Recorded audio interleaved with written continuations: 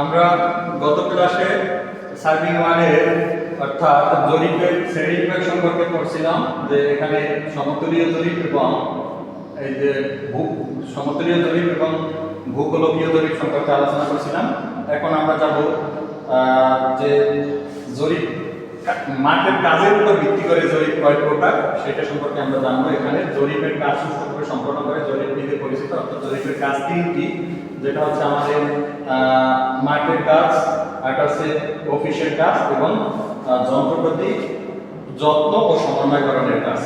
এখান থেকে আমরা একটু দেখি যে মাঠের কাজকে আমরা সরজমিনে যে শিকল দিয়ে পরিমাপ করবো, এগুলো হচ্ছে মাঠের কাজ। ওইটা পরিমাপ করে আমরা খাতায় যে লিপিবদ্ধ করে এই নকশা প্রণয়ন করবো, সেটা হচ্ছে কি আমাদের অফিসের কাজ।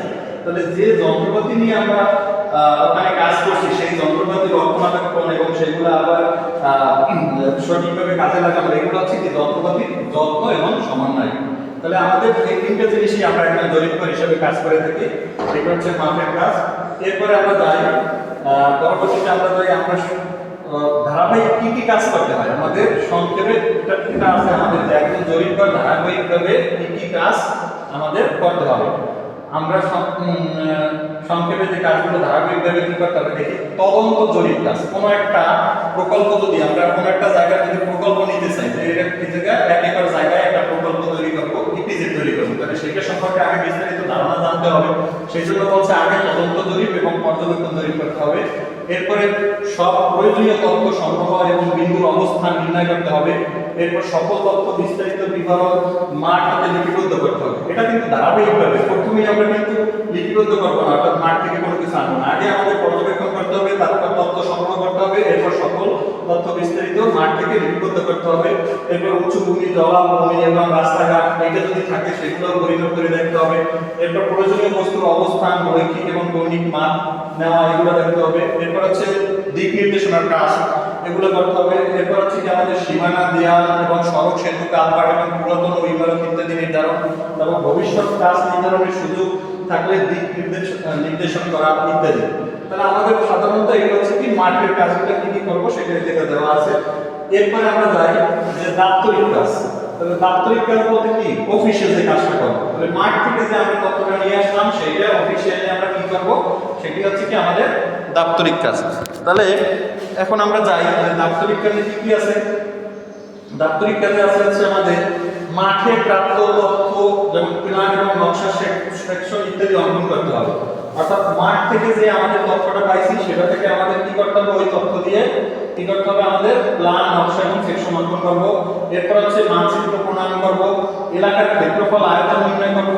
এরপর হচ্ছে কি আমাদের কাজের মোট এস্টিমেট তৈরি করব, অর্থাৎ যে কাজটা করছি তার বিস্তারিত এস্টিমেট তৈরি করব। এরপর হচ্ছে কি আমাদের কাজের সময় নির্ধারণ, পূর্ব সুবিধা অসুবিধা চিহ্নিত করব এবং ভবিষ্যৎ পরিকল্পনা চিহ্নিত করব। এই হচ্ছে কি আমাদের টোটাল দাপ্তরিক কাজটা সম্পর্কে এখানে আমরা বিস্তারিত জানলাম।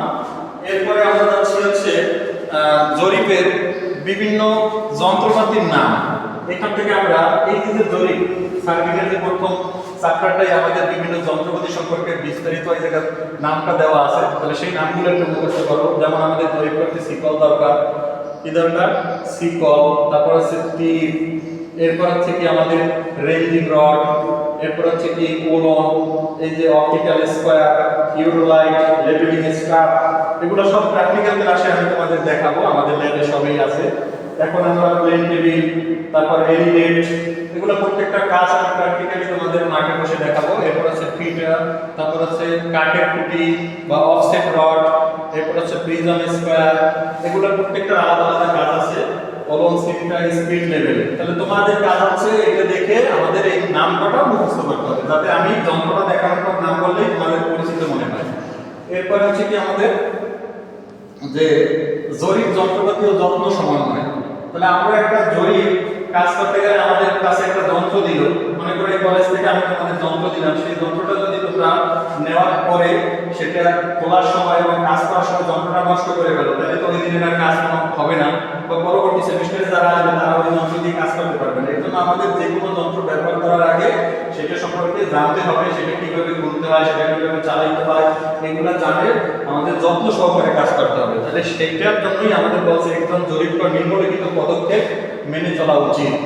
যেমন আমরা প্রথম একটা দুটো করি, তারপর তোমরা নিজেরা পড়ে নেবে যে যন্ত্রের বহিঃপাশে ছোট ছোট অংশ ক্ষুদ্রাংশ থাকতে প্রথমে যন্ত্রটি বাষ্প থেকে বের না করে এই বাষ্প কিভাবে রাখা আছে এবং যন্ত্রাংশ কোথায় কোনটা অবস্থান করছে সেটা সব দিয়ে আগে প্রথমে বুঝিয়ে নিতে হবে, কারণ আমরা যখন ওটা খুলে ফেলবো, খোলার পরে পরবর্তীতে আবার যখন ওইটাকে আমরা রাখবো সেই ক্ষেত্রে আমাদের দরকার হবে এই কাজটা।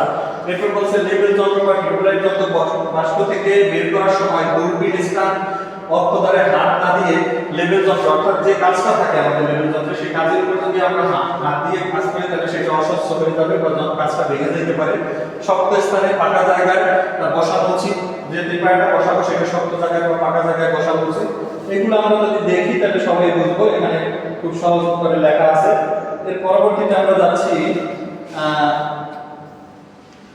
যে সমন্বয় করার। এই সমন্বয় আমরা প্র্যাকটিক্যাল ভাবে যখন দেখবো যে একটা জরিপ করার ক্ষেত্রে আমরা যে যন্ত্রটা বসাবো সেটা সমন্বয় কিভাবে করবো সেটা প্র্যাকটিক্যাল যখন দেখাবো তখন খুব সুন্দর করে বলবো। তবে তোমরা পরীক্ষায় লেখার জন্য এইটুকু মুখস্থ করতে পারো, যেমন বাবর টিউবের অঙ্ক সমন্বয় করতে হবে, দূরবীনের অনুভূমিক অঙ্ক সমন্বয় করতে হবে, কলিমেশন রেখার অনুভূমিক অঙ্ক সমন্বয় করতে হবে, কলিমেশন রেখার পার্শ্বমুখী সমন্বয় করতে হবে, দূরবীন বাবর টিউব সমন্বয় করতে হবে, উলম্ব অঙ্ক সমন্বয় করতে হবে, তারপর হচ্ছে সমান্তরাল বাবর অঙ্ক সমন্বয় করতে হবে। এরপরে আমরা যাচ্ছি হচ্ছে জরিপের বিস্তারিত শ্রেণী বিভাগ। এটা হচ্ছে কি আমাদের জরিপের বিস্তারিত শ্রেণী বিভাগের ভিতরে যদি যাই, আমরা প্রথমে জানি ভূমণ্ডলীয় জরিপ এবং সমতলীয় জরিপ। এখন কাজের প্রকৃতি অনুসারে জরিপকে আবার 3 ভাগে ভাগ করা হয়েছে। কাজের প্রকৃতি অনুযায়ী জরিপ যদি 3 ভাগে ভাগ করা হয় সেটা হচ্ছে সামুদ্রিক জরিপ, আরেকটা হচ্ছে ভূমি জরিপ, তারপর হচ্ছে সামুদ্রিক বিষয়ক জরিপ, জ্যোতিষীয় জরিপ। এখন ভূমি জরিপকে আবার 4 ভাগে ভাগ করা হয়, সেটা হচ্ছে ভূতাত্ত্বিক জরিপ, স্তর জরিপ এবং নগর জরিপ এবং প্রকৌশল জরিপ। এরপরে আমরা যাচ্ছি যে জরিপের উদ্দেশ্য, যে জরিপের উদ্দেশ্য অনুসারে আবার কয় প্রকার আছে সেটা দেখতেছি। যে উদ্দেশ্য অনুসারে আমাদের আছে কি, একটা আছে প্রত্নতাত্ত্বিক জরিপ, একটা আছে ভূতাত্ত্বিক জরিপ, আর একটা আছে খনিজ জরিপ এবং সাময়িক জরিপ। এখন আমরা পরবর্তী ক্লাসে কি করব, এগুলো সম্পর্কে বিস্তারিত আলোচনা করব। যে এই জরিপ যে বিভিন্ন প্রকার দেখছি এগুলো হচ্ছে আমাদের বিস্তারিত আলোচনা করব। আজকে এই জায়গায় থাক, অর্থাৎ আমরা প্রথম সপ্তাহের দ্বিতীয় ক্লাস এখানে কমপ্লিট করলাম। তো আমরা বাসায় বসে এটা কমপ্লিট করবে।